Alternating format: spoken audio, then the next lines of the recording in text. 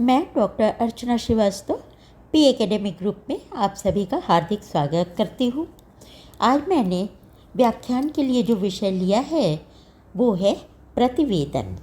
शासन, प्रशासन और मीडिया में प्रतिवेदन का जो अंग्रेजी शब्द रिपोर्ट का पर्याय है विशेष महत्वपूर्ण स्थान है। फ्रेंच शब्द रिपोर्टाज भी इसके लिए प्रयोग किया जाता है।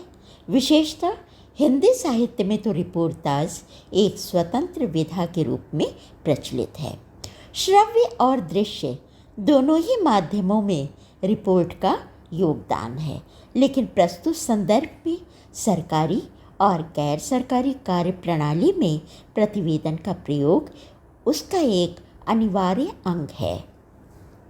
विभिन्न सरकारी कार्यालयों, संस्थानों, संगठनों, कंपनियों, मंत्रालयों एवं विभागों आदि में क्रियाकलापों का विवरण वार्षिक रिपोर्ट के रूप में प्रस्तुत किया जाता है। कोई भी समिति की बैठक हो या फिर जांच आयोग हो, वो जांच पड़ताल करने के बाद अपनी रिपोर्ट प्रस्तुत करता ही है। कभी कभी अत्यंत महत्वपूर्ण राष्ट्रीय मामलों के संबंध में सरकार स्वयं जनता की जानकारी के लिए श्वेत पत्र, व्हाइट पेपर के रूप में प्रतिवेदन प्रस्तुत करती है। आखिर ये प्रतिवेदन है क्या? वस्तुतः किसी उत्तरदायी व्यक्ति अथवा व्यक्तियों द्वारा किसी घटना, कार्य, योजना, स्थिति आदि से संबद्ध तथ्यों का अध्ययन, विश्लेषण करके जो अधिकृत विवरण एवं सुझाव प्रस्तुत किए जाते हैं उन्हें प्रतिवेदन कहा जाता है।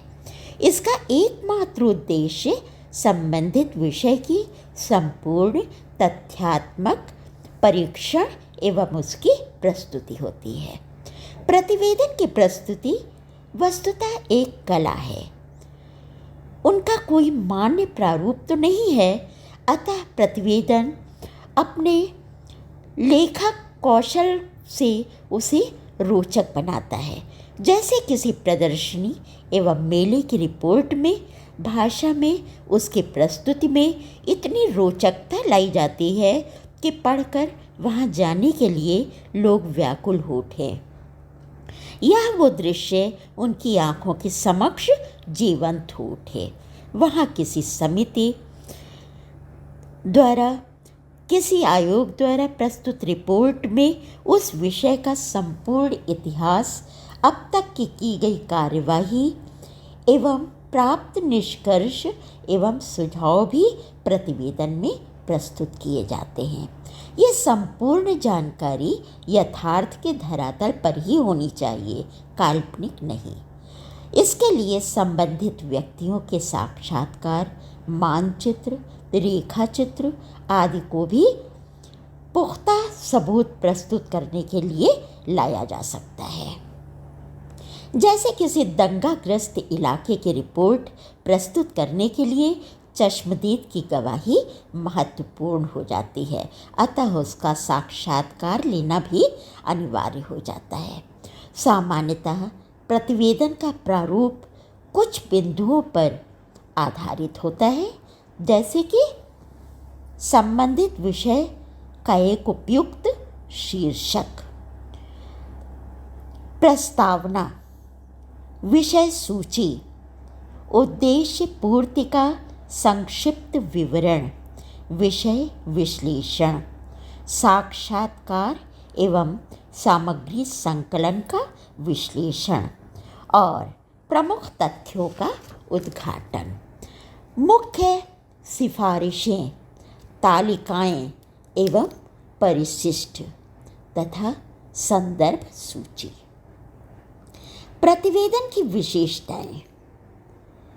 प्रतिवेदन की कुछ विशेषताएं हैं, जैसे कि पहले कहा जा चुका है कि प्रतिवेदन भी एक कला है, अतः इसके लेखन में कुछ सावधानियां हमें बरतनी होंगी, तभी प्रतिवेदन अधिक सशक्त बन पाएगा।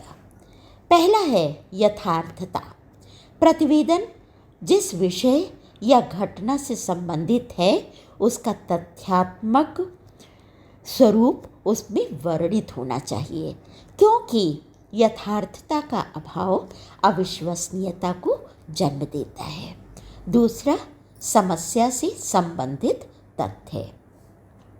प्रतिवेदन में हमेशा मूल समस्या पर ही ध्यान केंद्रित रखना चाहिए। मुद्दे से जहां भटके प्रतिवेदन का स्वरूप विकृत हो गया।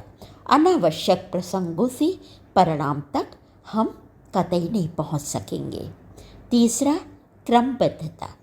क्रमबद्धता का विशेष ध्यान रखना होगा। मूल घटना का आरंभ, उसके कारण, क्रमिक विकास, हानि आदि का क्रमिक वर्णन भी होना चाहिए। क्रमबद्धता के अभाव में उठाए गए मुद्दे आपस में ही उलझकर रह जाते हैं, उनका प्रभाव नहीं पड़ता है। चौथा, सुझाव। प्रतिवेदन के अंत में सुझाव भी आवश्यक है ताकि भविष्य में उस घटना की पुनरावृत्ति न हो सके। प्रतिवेदन यदि किसी कार्य या योजना पर आधारित है तो भी ये सुझाव बहुमूल्य हैं, क्योंकि कार्य को आगे बढ़ाने के लिए इनका योगदान आवश्यक होगा। पांचवा, आंकड़े एवं मानचित्र। प्रतिवेदन को प्रामाणिक बनाने में आंकड़े व मानचित्रों की अत्यंत अहम भूमिका होती है। आज डिजिटल युग का दौर है। डाटा कलेक्शन एक सरल एवं सहज प्रक्रिया बन गई है, अतः हमें उसका उपयोग प्रतिवेदन की पुष्टि के लिए करना चाहिए। छठा, आकार। प्रतिवेदन का यूँ तो कोई सुनिश्चित आकार नहीं होता, वो विषयानुरूप होता है। जैसे समितियों की रिपोर्ट, जांच आयोग की रिपोर्ट अपेक्षाकृत विस्तृत होनी चाहिए, क्योंकि संपूर्ण प्रक्रिया, विचार विमर्श, भविष्य में उसका प्रभाव आदि बातों को समझकर ही अंतिम निर्णय लिया जाता है। वहीं सांस्कृतिक कार्यक्रमों की रिपोर्ट अत्यंत संक्षिप्त भी होती है। सातवां, समयानुकूलता। प्रतिवेदन प्रस्तुत करने की एक निश्चित अवधि होती है। यदि दी गई अवधि में रिपोर्ट प्रस्तुत करने में कठिनाई आ रही है तो समय सीमा बढ़ाने के लिए अनुरोध करने के लिए आवेदन किया जाता है। प्रतिवेदन में स्थान, समय और तिथि का भी उल्लेख अवश्य किया जाना चाहिए। आठवां, प्रयुक्त भाषा।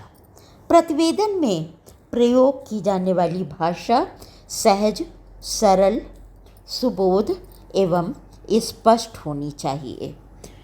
उलझाव, भ्रम और संदेह पैदा करने वाली भाषा नहीं होनी चाहिए। अतिशयोक्ति, मुहावरे, अलंकरण, बहुलार्थ जैसी भाषा का प्रयोग हमें नहीं करना चाहिए। नवा, तथ्यान्वेषी प्रस्तुति। तथ्यों का प्रस्तुतिकरण इस तरह होना चाहिए कि कहीं संदेह की गुंजाइश न रह जाए। इसके लिए निरीक्षण, सर्वेक्षण, साक्षात्कार आवश्यक है। 10वां, समस्या ही नहीं समाधान भी। प्रतिवेदन में केवल जानकारी अथवा घटनाओं का विवरण एवं विश्लेषण ही नहीं होता, अपितु सत्य एवं तथ्यों के अन्वेषण के साथ समस्या का समाधान एवं उपाय भी प्रस्तुत किया जाना चाहिए। प्रतिवेदन के अंत में दाईं ओर हस्ताक्षर एवं पदनाम तथा बाईं ओर स्थान एवं तिथि का उल्लेख किया जाना चाहिए। यदि एकाधिक अधिकारियों को इसकी प्रतियां भेजनी हैं तो उसका भी निर्देश अंत में किया जाना चाहिए। आज जैसे जैसे हमारे डिजिटल युग के दौर चल रहा है, प्रतिवेदन ज़्यादा महत्वपूर्ण विषय बनता जा रहा है। आप अक्सर टीवी में देखते होंगे, घटनाक्रम का विस्तृत ब्यौरा देने के लिए ग्राउंड ज़ीरो रिपोर्ट जैसे शब्दों का इस्तेमाल किया जाता है। चाहे वो टीम दूरदर्शन हो, चाहे अखबार हो, चाहे वो सोशल मीडिया हो, रिपोर्ट की एक अहम भूमिका कार्यालयों से हटकर भी है, इससे इनकार नहीं किया जा सकता। धन्यवाद। आपको हमारा ये व्याख्यान कैसा लगा? कमेंट बॉक्स में अपनी प्रतिक्रिया अवश्य दें। साथ ही ये सुझाव भी देना ना भूलें कि आपको कौन सा विषय व्याख्यान के माध्यम से सुनना है, ताकि उसकी तैयारी करने में मुझे सुविधा हो। आपने अब तक बहुत प्यार दिया है, उसी स्नेह के साथ मेरे इस व्याख्यान का भी आनंद लें। धन्यवाद।